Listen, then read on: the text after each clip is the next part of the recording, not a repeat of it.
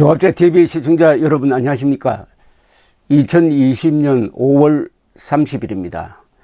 앞으로 26일이 지나면은 6.25 남침전쟁 70주년이 됩니다. 이 세계사적인 날을 정확히 기념하고 기록하고 기억하게 하는 것이 문재인 정권의 책임인데 그런 일을 일체하지 않고 있습니다. 다만 제가 매일 한 번씩 6.25 70주년 기념일에 맞춰 가지고 6.25의 의미를 되새기는 프로를 진행하고 있습니다. 많은 시청 부탁드립니다.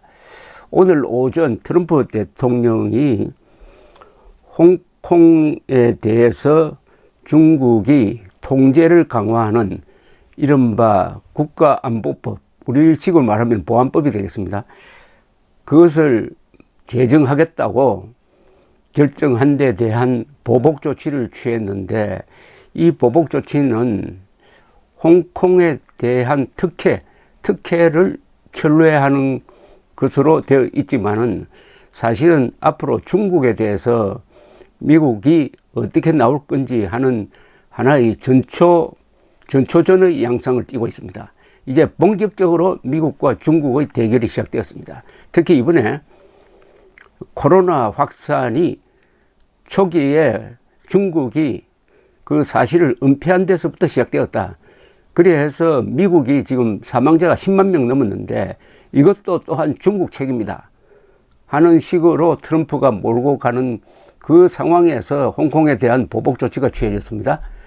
더구나 앞으로 대선이 있습니다. 이 대선에서 지금 여러 여론조사에서 밀리고 있는 트럼프 대통령이 중국을 탈출로를 삼아가지고 중국에 대한 보복, 그리고 중국에 대한 책임 돌리기 등을 통해서 재선에서 이겨보겠다는 그런 계산과 깔려 있기 때문에 이번의 이 미중 갈등은 매우 복합적이고 매우 심각하고 매우 광범위할 것으로 보입니다. 그리고 여기에 바이든의 민주당도 동조하지 않을 수 없을 것입니다. 그러면 미국 여론이 거의 일치 단결해 가지고 트럼프를 지원하게 됩니다. 그러면 한국은 미국과 중국 사이에서 균형자 역할을 할 수 있느냐? 어림도 없죠. 한쪽을 선택을 해야 됩니다. 중국 편에 붙을 거냐? 미국 편에 붙을 거냐? 중국 편에 붙는다는 것은 미국을 적으로 돌리는 것이니까, 한미동맹을 깨는 것이니까 그것은 구조적으로 불가능합니다. 그럼 미국 편에 확실하게 서야 되는데 과연 문재인 정권이 그렇게 하겠느냐? 더구나 사드 배치할 때부터 중국의 저자세를 취하더니 요사이 사드 장비 교환에 대해서 중국의 사전 양해를 받았다는 이야기가 있습니다. 그래도 중국이 아주 격렬하게 비판을 했습니다. 이런 자세로는 미중 대결 구도 속에서 제대로 살아남는 길을 선택할 수 있을지 회의가 드는 바입니다. 우선 트럼프 대통령의 오늘 기자회견 내용을 소개를 해드리겠습니다. 트럼프 대통령은 백악관에서 한 10분 동안 연설을 하고 들어가 버렸습니다. 질문 받지 않고. 중국이 홍콩의 자치권을 보장하겠다는 약속을 어겼다. 이게 제일 주된 이유입니다. 아시다시피 중국은 영국 통치를 받고 있던 홍콩을 반환받으면서 홍콩에 대해서는 민주주의, 법치주의를 인정한다. 지금 그 당시 90년대에 홍콩이 누리고 있었던 권리를 그대로 유지하도록 해주겠다는 약속을 했습니다. 이걸 흔히 일국양제라고 합니다. 홍콩이 중국의 일부가 되어서 일국이 된 건 사실이지만은 제도는 본토는 공산주의, 여기는 자유민주주의, 양쪽 제도를 인정하겠다. 일국양제. 그러나 최근 중국이 홍콩에 대한 통제를 강화하면서 작년부터 격렬한 시위가 일어나고 해서 이게 분쟁이 극에 달했는데, 지금 코로나 사태로 트럼프 정부가 흔들리는 요 틈을 타가지고 시진핑이 통제를 강화하는 법을 제정하겠다고 공식적으로 결정을 해버렸기 때문에 여기에 트럼프가 이제 반격을 하고 나온 겁니다. 트럼프 대통령은 중국은 약속한 일국 양제 시스템을 일국 일제, 한국과 한 체제로 변경했다. 홍콩이 더는 우리가 제공한 특별 대우를 보장할 정도로 충분히 자치적이지 않다는 것을 분명히 했다. 따라서 나는 홍콩의 특별 대우를 제공하는 정책적 면제 제거를 위한 절차를 시작하도록 행정부에 지시했다. 이렇게 선언을 했습니다. 미국은 1992년 제정한 홍콩 정책법을 통해서 관세나 투자, 무역, 비자 발급 등에서 홍콩에 중국 본토와는 다른 특별 대우를 보장해 왔습니다. 그러나 중국이 최근 홍콩 내 반정부 활동을 감시 처벌하는 내용의 이른바 홍콩 보안법 제정을 추진하자 홍콩의 자치권을 보장해온 일국 양제 원칙에 맞지 않을 뿐만 아니라 인권을 침해한다고 비판하면서 법을 제정할 때는 강력하게 대응하겠다고 미리 경고해 왔던 것입니다. 트럼프 대통령은 오늘 발표는 범죄인 인도 조약에서 기술 사용에 관한 수출 통제 그리고 더 많은 것까지 거의 예외 없이 홍콩과 맺고 있는 모든 범위의 협정에 영향을 미칠 것이다. 우리는 중국의 국가안보장치로 인해 감시 및 처벌 위험이 증가된 것을 반영해서 국무부의 여행 권고를 개정할 것이다. 그래서 관세와 여행에서 홍콩에 제공한 우대를 폐지한다 라고 선언을 했습니다. 그리고 제재 카드도 뽑았습니다. 미국은 홍콩의 자치권 침해에 직간접으로 연루된 중국과 홍콩의 당국제를 제재하는 데 필요한 조치도 취할 것이다 라고 하면서 트럼프 대통령은 중국의 산업기술 탈취 문제를 지적하고 우리나라의 중요한 대학 연구를 더 잘 담보하고 잠재적 안보 위협인 중국으로부터 외국 국적자의 입국을 중지하기 위한 포고문을 발표할 것이다. 이건 뭐냐 하면은 지금 미국에 유학하고 있는 중국 학생들이 아마 한 20만 명쯤 될 것 같은데 그 중에서 핵심 연구 기술에 접근하는 것을 차단하겠다는 뜻으로 보입니다. 이 조치에 대해서 뉴욕타임스는 미국 내 중국인 대학원 유학생을 추방하는 것이라고 했고 로이터는 3,000명에서 5,000명에게 영향을 미칠 수 있다는 평가를 내어놓았습니다. 트럼프 대통령은 또 미국의 금융 시스템 보호를 위해 미국 주식시장에 상장된 중국 기업의 다른 관행을 연구하도록 지시했다고 소개하고 또 세계보건기구에서 탈퇴, 관계를 끊겠다고 선언했습니다. 이 세계보건기구가 그동안에 중국 편에 섰다. 중국의 이 사건 은폐, 우한 폐렴 은폐에 대해서 수수방관하고 연간 4억 5천만 달러를 미국이 내는데 그보다 훨씬 덜 내는 중국에 휘둘려 왔다 해서 중국에 조정되는 WHO에서 탈퇴해가지고 그 돈을 다른 데 쓰겠다 이렇게 이야기를 했습니다. 자, 그러면은 이게 중국이 또 어떻게 나올 거냐인데 이 홍콩에 대한 특별 대우를 철회하는 걸로 해가지고 홍콩은 상당한 타격을 입겠죠. 그러면은 중국은 어떻게 대응하느냐는 건데 중국은 상당히 지금 자신만만해하는 모습입니다. 이 보복 조치로 인해서 중국이 입을 타격보다는 미국이 더 많은 타격을 입을 것이다. 이렇게 이야기를 하는데 경제만 보면 그런 면이 있죠. 그러나 이제 홍콩이